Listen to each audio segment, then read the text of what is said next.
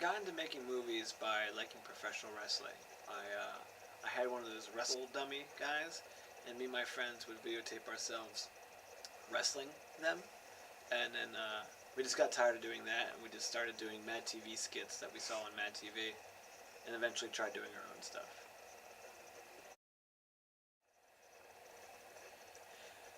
You know, I guess the difference between like a narrative film to a documentary is just the script. You know, you kind of know where you want to go with the script ahead of time before you start shooting. Whereas a documentary, you have an idea where you want to go and have an educated guess, but you know your talent kind of leads you to wherever you need to go. I guess that would be the difference. What's harder, a narrative or a documentary? It depends on, I guess, your skill set. You know, some people that are probably fantastic writers are a lot better at doing a scripted movie, or a documentary. It's a little bit more of a patience. It's just different, you know. There's probably people who can do both. Right now, I'm currently better at documentaries because the last scripted movie I did was in 2009, and no one really told me they watched that one. Yeah, the documentary, I think we get a little bit more notice. Ghostheads is a documentary following around the Ghostbusters fandom. These people who get jumpsuits, build their own proton packs, make their own Ecto-1 vehicles, and they're kind of obsessed with the movie in a positive way where they can go and do charity events. They'll go to Children's Hospital and raise money for them, or visit the kids that are there. And they do a lot of positive things. They call it the Geek for Good.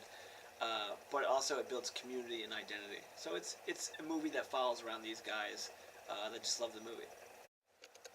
Seeing Ghostheads play at Tribeca was great. You know, it's one of those things where when you're playing a rough copy of a movie, it's never fun.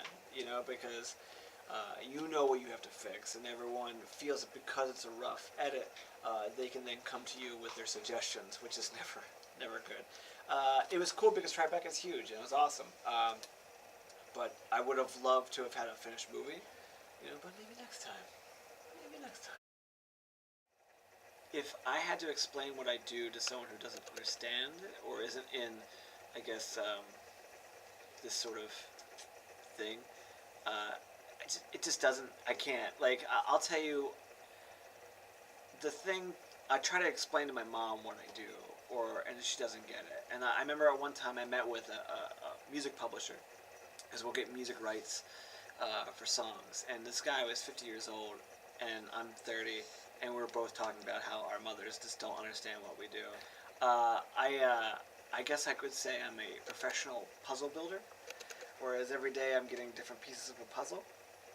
And sometimes those puzzle pieces will fit for one movie, sometimes they'll fit for another. But you're constantly just thinking and solving puzzles. Whether it's editing, where you're following around a bunch of Santas or Ghostbuster fans and you're trying to make it fit into a story, or you're writing a script and you're trying to figure out how this scene mixes with that scene. But it's I just I do puzzles. Doing things in New Jersey is it's good and bad. You know, sometimes it's hard not to be in the Hollywood or New York system because so many people are there, and to meet with them and to get things going is kind of easier to be there. But on the flip side, you can get a lot more things done for a low cost in New Jersey or Philly because it's a little bit more exciting. You know, we shoot some things in Haddon Heights, New Jersey, or different spots in New Jersey or Philly. They're not used to seeing movies done all the time, like in New York or Los Angeles. So you can get things for free. You know, when we did this movie called Mancation, we shot at a catering hall and had 100 people fed for free, and that would not happen in LA.